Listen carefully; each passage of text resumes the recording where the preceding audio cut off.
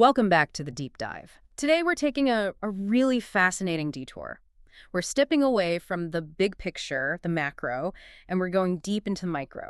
We're looking at the intimate architecture of, well, of a self, of love and of loss. And we're doing it through the life of one man, an architect named Aniket. Right, whose whole life just seems to be this quiet, ongoing failure in human connection. But our sources here aren't the usual self-help books or, psychological studies. No, not at all. Yeah. What we have are these really unique excerpts from a novel about his life, Yeah. and they come with this set of philosophical notes. And these notes analyze his life not as a tragedy, which it sort of seems to be on the surface, but more like a theorem. Exactly. It's like an autopsy of non-attachment. It's meant to give you, the listener, a shortcut to understanding why the whole architecture of love, which so often demands permanence, clashes violently with simple presence. So our mission today is to chart what the source calls the geometry of Aniket's life. Yeah, and the notes suggest this repeating fractal pattern. You see it in 3 key relationships with Shalini, Meera, and Ananya. And they all collapse for what is fundamentally the same reason. And we need to figure out what that reason is. Is it a psychological flaw? Or is it something else entirely, some kind of philosophical constitution? That's the question. And the central tension is this. Aniket is quiet, he's attentive, people say he's completely present, but the people who love him, they see that quietness not as peace, but as avoidance. They mistake his self-sufficiency for coldness. Exactly. So we're going to start right at the climax of that tension, the moment his wife, Meera, leaves him after 19 years of marriage. It's a powerful place to start because it's not some big emotional outburst. The sources really emphasize the precision of it all, the geometry. Okay, so let's unpack that opening scene. It's from chapter 1.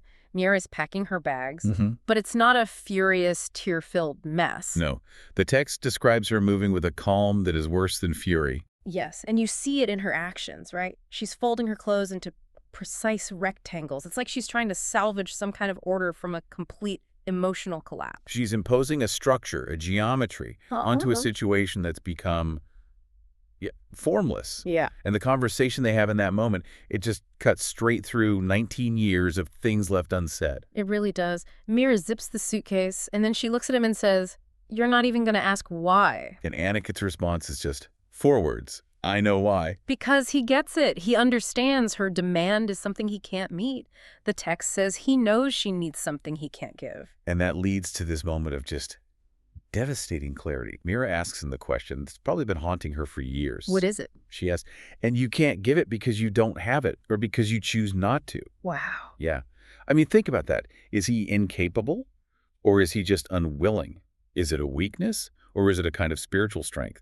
And his answer, his lifelong non-answer, is just, I don't know the difference. That's chilling.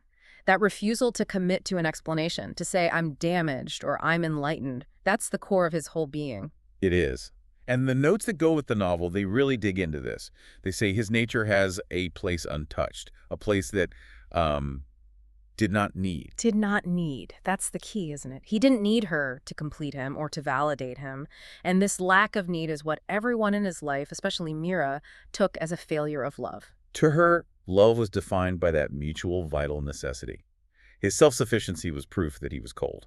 So if Meera's departure is the culmination of this geometry, the text says we have to go back to the origin. To the first structural failure. Shalini, this is from chapter 2, 22 years earlier. A dancer in Bombay. The book describes her as fiery, demanding. And completely consumed by the fear of abandonment. Right, so she demands security from him. She says, "Tell me you'll never leave me."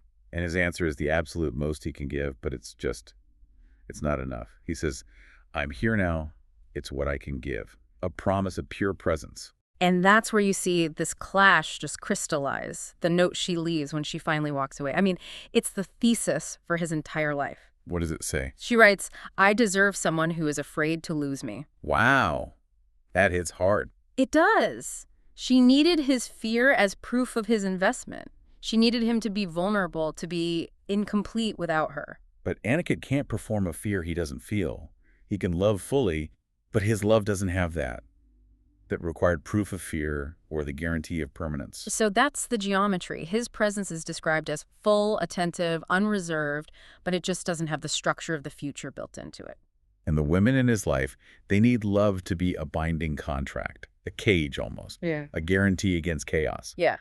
But his love, as the notes say, opens doors. It's this existential conflict between presence and permanence. Exactly. So if he can't feel that fear, what does he feel?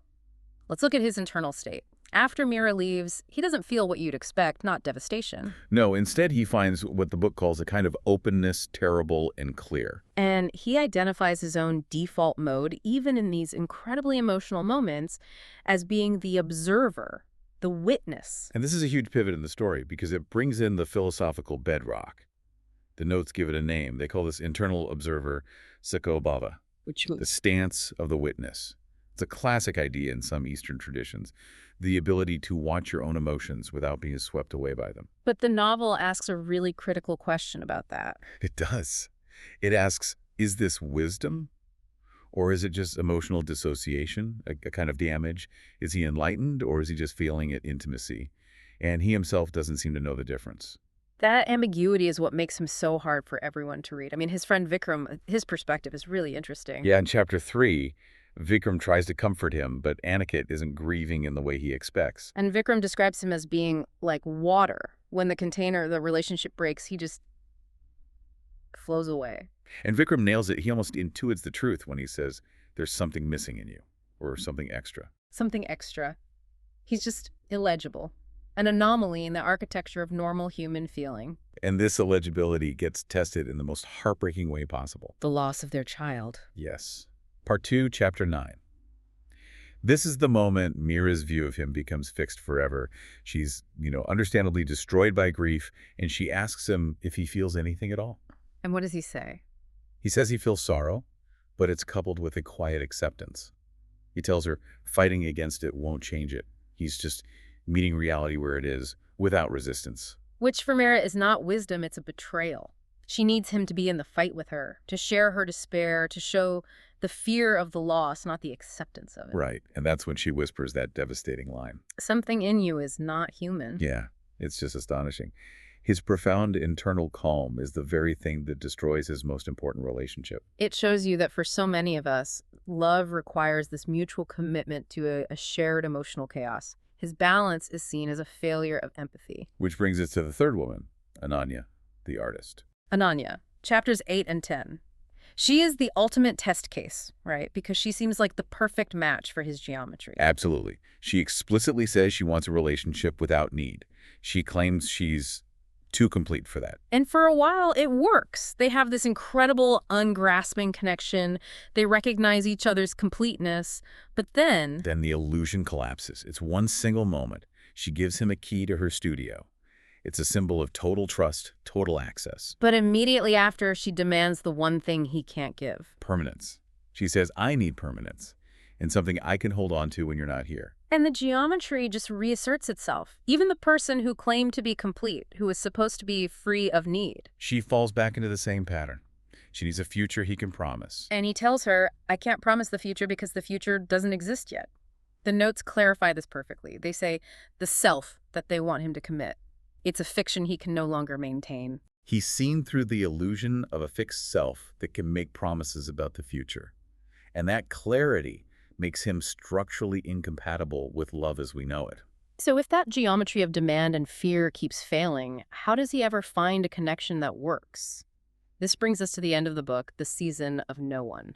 Right, and his final relationship with a woman named Kavya. And she appears in a very different context, the context of death. A neighbor dies, and she comes into his life already stripped down. The text says she has nothing left to claim him. That's the crucial difference. She's not looking to be completed or healed. She's been through the fire already. She even admits she felt a sense of relief when her husband died. She says she's stopped believing in matching. She's not trying to solve the problem of her own incompleteness with another person anymore. And this allows for a whole new geometry to form. Kavya sets a new condition, one that for the first time actually matches what Aniket can give. She says company, not ownership. She even tells him flat out, I'm not going to fall in love with you.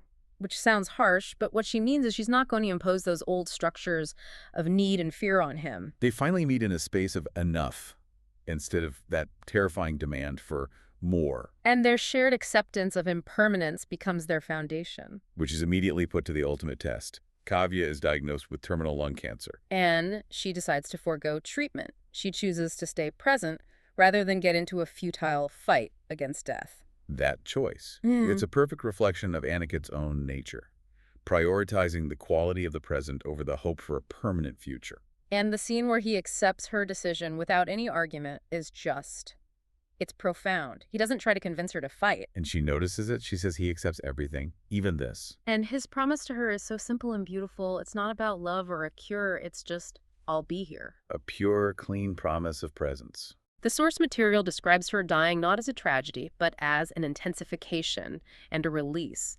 And through watching her, Aniket has his own realization. He finally understands that his lifelong inability to fear, to cling, to promise, it wasn't resignation, it was release. He'd been unconsciously dying to the idea of a fixed self his whole life. So in his solitude, after she's gone, he comes to his final conclusion. The relationships were never failures. They were just an incompatibility, a matter of geometry. He sees his whole life as a kind of extended analogy, an upamana, to demonstrate that love doesn't need anything to complete itself, and that the demand for completion is the source of all our suffering. Which brings us to his own end. He dies at 67, quietly. No one to mourn him, at least not in the conventional sense. The text implies he achieved something called jivanmukti. Liberation while living. Yes, and not through some rigorous spiritual practice, but just through his constitutional inability to cling.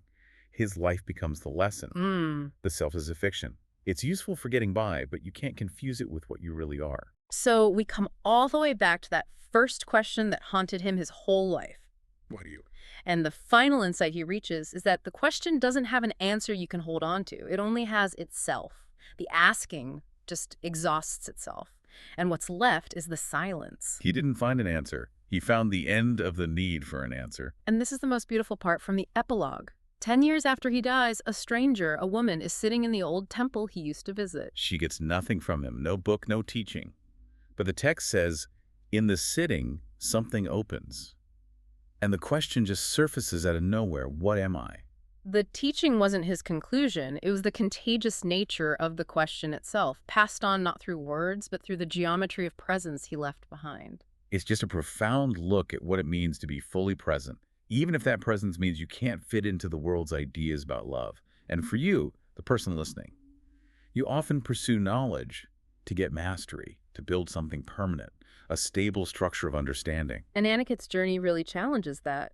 It does. It suggests our whole idea of romantic love requires the self to be incomplete, which then creates the fear of losing the thing that completes you. So if you get rid of that need for permanence, that fear of loss, does love become pure? Or does it just become unusable to people who aren't free yet? And that final question, if he found what he was looking for was always inside him, that unmoving witness, did that make him free? Or did it make him alone? And at that point, does the difference even matter anymore? So think about the geometry of your own life, your own pursuits. Are you building structures for permanence?